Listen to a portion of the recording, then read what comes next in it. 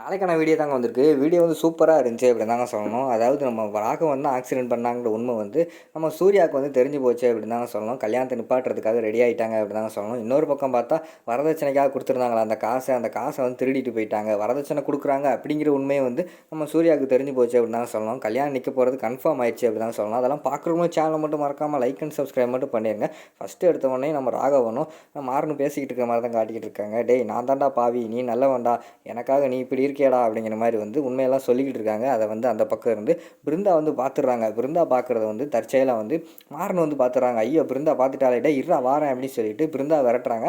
பிருந்தா விரட்டுறதை பார்த்தோன்னே அவங்க வேகமாக ஓட ஆரம்பிச்சிடுறாங்க. திருன்னு ஓட ஆரம்பிச்சிடுறாங்க. அந்த நேரத்தில் வந்து அவனுக்குள்ள கண்மணி வேறு நின்றுக்கிட்டு இருக்காங்க. கண்மணிக்கிட்ட உண்மையை சொல்லலான்ட்டு பக்கத்தில் போய் நின்றுக்கிட்டு அக்கா அப்படின்னு கத்துறாங்க. டக்குன்னு அவங்களோட வாயை பொத்தி இங்கிட்டு வந்து நம்ம மாறனை வந்து கொண்டு வந்து வச்சிடுறாங்க. இங்கிட்டு திரும்பி பார்க்காங்க. என்ன அப்படிங்கிற மாதிரி கேட்காங்க. இல்லை நீ சும்மா தான் வந்தேன் அப்படிங்கிற மாதிரி சொன்னோடனே அவங்க சரின்னு சொல்லிட்டு அமைதி அங்கிட்டு வேறு ஒருத்தவங்கள்ட்ட பேச ஆரம்பிச்சிடுறாங்க. அடுத்து பிருந்தா மன்னிச்சிரு பிருந்தா, இந்த உண்மையை வந்து சொல்லக்கூடாது, தயவுசெய்து நான் சொல்கிறத கேளு அப்படிங்கிற மாதிரி சொல்லிக்கிட்டு இருக்காங்க. டக்குன்னு கையை தட்டி விட்டுட்டு விறுவிறுன்னு வந்து நம்ம வீராவை பார்க்க போயிடுறாங்க. நம்ம பிருந்தா வீரா வந்து ரூமுக்குள்ளேருந்து வெளியில் வராங்க. டக்குன்னு 2 பேரும் வந்து ஓடி வந்தாங்களா, அதில் வந்து இழப்பு வந்துருச்சு. போய் இழைச்சிக்கிட்டு நின்றுக்கிட்டு இருக்காங்க. அந்த நேரத்தில் வந்து நம்ம வீரா வந்து கேட்குறாங்க, என்னாச்சு ஏன் என்னாச்சு அப்படிங்கிற மாதிரி கேட்காங்க. பிருந்தா வந்து உண்மையை சொல்ல வராங்க. அந்த நேரத்தில் வந்து மாறன் வந்து இல்லை 2 பேரும் ஓடி பிடிச்சி விளாண்டோம், அதான் எங்களுக்கு வந்து மூச்சு இழைக்குது அப்படிங்கிற மாதிரி சொல்கிறாங்க. உங்களுக்கு என்ன ஓடி பிடிச்சி விளையாடுற வயசா அப்படிங்கிற மாதிரி சொல்லிக்கிட்டு இருக்காங்க. அந்த நேரத்தில் வந்து டக்குன்னு வந்து பேச்சை வந்து மாற்றிடுறாங்க. உடனே வந்து கீழே கூப்பிட்டாங்க, ஏதோ ஒரு சடங்கு செய்யணுமா, டக்குன்னு போ அப்படிங்கிற மாதிரி சொன்னோடனே இதுக்கு ஃபோன் போட்டால் வந்திருக்க மாட்டான், எதுக்கு ஓடி வந்தீங்க அப்படின்னு சொல்லிட்டு விறுவிறுன்னு வீரா வந்து போயிடுறாங்க. அடுத்து வீரா போன பிறகு வந்து நம்ம மாறன் வந்து பிருந்தா கிட்ட வந்து மனசை மாற்றுறாங்க. அங்கிட்ட இருந்து சூர்யா வேறு வராங்க. என்ன இந்த ரூமுக்குள்ளே 2 பேர் தனியாக பேசிக்கிட்டு இருக்காங்க அப்படின்னு சொல்லிட்டு அவங்க டோர்கிட்ட நின்று ஒட்டு கேட்டுறாங்க. இங்கே பாரு பிருந்தா, நான் சொல்கிறத கேளு. இப்போ நீ இந்த உண்மையை சொல்கிறதுனால யாருக்குமே ஒரு யூஸ் கிடையாது சரியா. இந்த உண்மையை வந்து நீ சொன்னேன்னா அவங்க அக்காவோட வாழ்க்கை தான் கெட்டு போகும் சரியா. அவங்க 2 பேரும் நல்லா வாழட்டும், சந்தோஷமாக இருக்கட்டும். இப்போ தான் அந்த பிரச்சனையை மன்னிச்சு எல்லாருமே சந்தோஷமாக வாழ்ந்துக்கிட்டு இருக்காங்க. இந்த நேரத்தில் நம்ம போய் இந்த உண்மையை சொல்லி இந்த குடும்பம் 2ஆக பிரியத்தான் போகுது. தேவையில்லாமல் நீ எதுவுமே பண்ணாத அப்படிங்கிற மாதிரி சொல்கிறாங்க. அது வந்து பிருந்தாவுக்கு வந்து கொஞ்சம் புரிஞ்சுது. சரி நம்ம இனிமேல் சொல்லக்கூடாது, நம்ம அக்காவோட வாழ்க்கை தான் முக்கியம் அப்படின்னு சொல்லிட்டு அவங்க வந்து நான் சொல்ல மாட்டேன் அப்படிங்கிற மாதிரி சொல்லிடுறாங்க. அதை வந்து அங்கிட்டிருந்து சூர்யா வந்து ஒட்டு கேட்டுறாங்க. ஓ அப்படியா விஷயம், மாறன் வந்து நல்ல வந்தான் போலயே, இந்த கல்யாணத்தை நிப்பாட்டிட்டு எப்படியாவது வீரா வந்து சேர்த்து வைக்கிறதா நமக்கு வேலை அப்படிங்கிற மாதிரி வந்து அவங்க அந்த இடத்துல யோசிச்சுக்கிட்டு இருக்கிற மாதிரி காட்டிக்கிட்டு இருக்காங்க.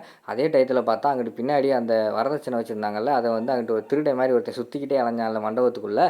அவன் வந்து போய் அந்த பையெல்லாம் எடுத்துகிட்டு கிளம்பிடுறான். பையை தூக்கிட்டு போயிடுறான். பையை தூக்கிட்டு போன பிறகு அவர் மாப்பிள்ளை வீட்டுக்கார் வரார். வந்து ராமச்சந்திரன்கிட்ட, சம்பந்தி அந்த வரதட்சணை காசு இருக்குல்ல, நம்ம ஆள் ஒருத்தன் வாரான், அவன் வந்தவொடனே அந்த பையை கொடுத்து விட்ருவான், கொண்டு போயிடுவான் அப்படிங்கிற மாதிரி சொல்கிறாங்க. சரிங்க சம்பந்தி, வந்தவொடனே கொடுத்துருவான் அப்படிங்கிற மாதிரி சொல்கிறாங்க. சரின்னு சொல்லிட்டு கார்த்தி போய் அந்த காசை பார்த்து எடுத்துகிட்டு வாடா அப்படிங்கிற மாதிரி வந்து ராமச்சந்திரன் சொல்கிறாங்க. கார்த்தி போய் செக் பண்ணி பார்க்காங்க. பார்த்தா அங்கே பீரோலாம் திறந்து கிடக்கு, டோரெல்லாம் திறந்து கிடக்கு. ஐயோ இந்த ரூமுக்குள்ளே தானே காசெல்லாம் வச்சுருந்தோம், என்ன இந்த டோரெல்லாம் திறந்து கிடக்கு அப்படின்னு சொல்லிட்டு அவர் சந்தேகப்பட்டு உள்ளே போய் பார்க்காரு. உள்ளே பார்த்தா அங்கே காசும் இல்லை. ஐயோ என்னடா காசை காணும்னு சொல்லிட்டு வேகமாக வந்து ராமச்சந்திரன் கிட்ட வந்து சொல்கிறாங்க, காசை காணும் அப்படிங்கிற மாதிரி சொல்கிறாங்க. டேய் என்னடா சொல்கிற, ராகவன் தான்டா அந்த கீயெல்லாம் வச்சுருந்தான், எங்கடா ராகவனா அப்படிங்கிற மாதிரி கேட்காங்க.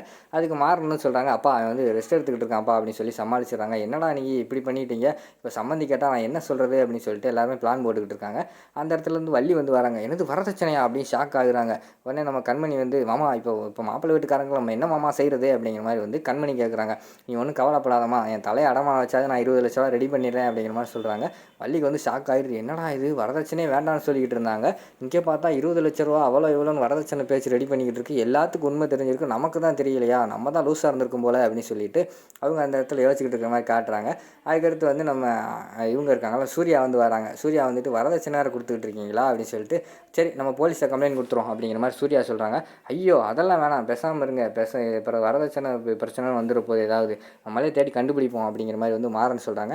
நம்ம எப்படி தேடி கண்டுபிடிக்கிறது, அப்பா உங்களுக்கு தெரிஞ்ச ஏதாவது அன்அஃபிஷியலாக வந்து போலீஸ்கிட்ட கம்ப்ளைண்ட் கொடுத்து பாருங்கப்பா அப்படிங்கிற மாதிரி கார்த்தி சொல்கிறாங்க. அதுக்கு மாறன் வந்து வேண்டாம் சொல்கிறாரு. தேவையில்லாமல் பிரச்சனையெல்லாம் வேண்டாம், போலீஸ் கேஸுன்னு போனால் இது எல்லாத்துக்கும் தெரிஞ்சிடும், எப்படியாவது லீக் ஆகிடுச்சா நமக்கு தான் பிரச்சனை, அதனால் இது வேண்டாம், இது நம்மளே ஹேண்டில் பண்ணுறது தான் நல்லது அப்படிங்கிற மாதிரி பேசிக்கிட்டு இருக்காங்க. அந்த பக்கம் பார்த்தா நம்ம வீரா வந்து பிருந்தா கிட்ட கேட்டுக்கிட்டு இருக்காங்க. ஏண்டி அழுகிற, என்ன ஆச்சுடி, என்னதாண்டி பிரச்சனை, சொல்லுடி உண்மையை சொல்லுடி அப்படிங்கிற மாதிரி கேட்டுக்கிட்டு இருக்காங்க. பக்கத்தில் வந்து சூர்யா வேறு நின்றுக்கிட்டு இருக்காங்க. அக்கா மாமா வந்து நல்லவர்க்கா, அப்படிங்கிற மாதிரி சொல்கிறாங்க. என்னடி திடீர்னு இப்படி சொல்கிற, நீ ஒருத்தி தான் அவனை வந்து வெறுத்துக்கிட்டு இருந்த, இப்போ நீயே அவனை பிடிச்சிருக்குன்னு சொல்கிறியா, மாமா நல்லவர்னு சொல்கிறியா, என்ன அவன் அப்படி சொல்ல சொன்னானா அப்படிங்கிற மாதிரி கேட்காங்க. இல்லை இல்லைக்கா, எனக்கு இப்போ தான் உண்மையெல்லாம் தெரிஞ்சது, மாமா ரொம்ப நல்லவர்க்கா அப்படிங்கிற மாதிரி சொல்கிறாங்க. உனது உண்மை தெரிஞ்சிருச்சா, என்ன உண்மைடி தெரிஞ்சிருச்சு சொல்லுடி அப்படிங்கிற மாதிரி கேட்டுக்கிட்டு இருக்காங்க. உடனே கட்டி பிடிச்சி அழுக ஆரம்பிச்சிடுறாங்க. உடனே நம்ம இவங்க இருக்காங்கல்ல சூர்யா வந்து சரி விஷயத்தை பிருந்தா கண்டு ஓப்பன் பண்ணிடுவா அப்படின்னு சொல்லிட்டு நம்ம கூட்டு போயிடுவோன்ட்டு, அவள் ஏதோ இப்போ ஃபீல் பண்ணிக்கிட்டு இருக்கா, ஏதாவது அவனுக்கு ஹெல்ப் பண்ணியிருப்பான், சரி வா நம்ம போவோம் அப்படின்னு சொல்லிட்டு வீரா வந்து அந்த இடத்துலேருந்து கூட்டு போயிடுறாங்க. அடுத்து பரபரப்பாக இருக்காங்க. அதாவது வரதட்சணை காசு இப்போ போயிடுச்சு, என்ன பண்ணுறதுன்னு சொல்லி யோசிச்சுக்கிட்டு இருக்காங்க. அவன் மாறன் வந்து ஒரு ஐடியா கொடுக்காரு. நான் போய் சிசிடிவி கேமராலாம் செக் பண்ணுறேன், செக் பண்ணி பார்த்துட்டு அதில் யார் திருடன்னு ஃபஸ்ட்டு கண்டுபிடிப்போம், நம்மளே ஏதாவது கண்டுபிடிச்சிருவோம்ப்பா அப்படிங்கிற மாதிரி சொல்கிறாங்க. சரி பாடுறா அப்படிங்கிற மாதிரி வந்து ராமச்சந்திரன் சொல்கிறாங்க. சரின்னு சொல்லிட்டு விறுவிறுன்னு போய் சிசிடிவி கேமராலாம் ஃபுட்டேஜ் எல்லாம் எடுத்து பார்க்காங்க. அண்ணே ஒரு 7:15 to 7:30 அந்த டைம் தானே, அந்த டயத்தில் செக் பண்ணி பாருங்கண்ணே அப்படிங்கிற மாதிரி சொல்லிட்டு சிசிடிவி கேமரா ஆன் பண்ணுறாங்க. ஆன் பண்ணி பார்த்தா அந்த திருடன் வந்து கதவை உடைக்கிறது, உள்ளே போய் காசு எடுத்துகிட்டு வர்றது, அங்கேருந்து பேக்கெல்லாம் எடுத்துகிட்டு வெளியில் வரதெல்லாம் காட்டிக்கிட்டு இருக்காங்க. நம்ம மாறன் போனவொடனே பின்னாடியே வந்து இவங்களும் வந்துடுறாங்க, அதாவது சூர்யா வந்துடுறாங்க. மாறன் கிட்ட போய் உண்மையை கேட்போம், கல்யாணத்தை நிப்பாட்டுறதுக்கு ஏதாவது ஐடியா பண்ணுவோம் அப்படின்னு சொல்லிட்டு அவங்களும் பின்னாடி வந்துக்கிட்டு இருக்காங்க. அந்த நேரத்தில் வந்து நம்ம மாறன் வந்து இவன் தான் அந்த பேக்கை தூக்கிட்டு போனதான், இவன் அப்படியே நிப்பாட்டுங்கண்ணே அப்படின்னு சொல்லிட்டு யோசிச்சுக்கிட்டு இருக்காங்க. இவன் நம்ம எங்கேயோ பார்த்தோமே அப்படின்னு யோசிச்சுக்கிட்டு இருக்காங்க. ஃபஸ்ட்டு கல்யாண மண்டபத்தில் 2 பேர் மோதிக்கிடுவாங்களே, அந்த சீன் வந்து ஞாபகம் வருது. அன்னைக்கே இவன் வந்தானே, இவன் அன்னைக்கே நம்ம கவனிச்சிருக்கணும் அப்படின்னு சொல்லிட்டு அந்த இடத்துல யோசிச்சுக்கிட்டு இருக்கிற மாதிரி காட்டுறாங்க. அதோட பார்த்தீங்கன்னா இந்த எபிசோட் வந்து முடிச்சிடுறாங்க.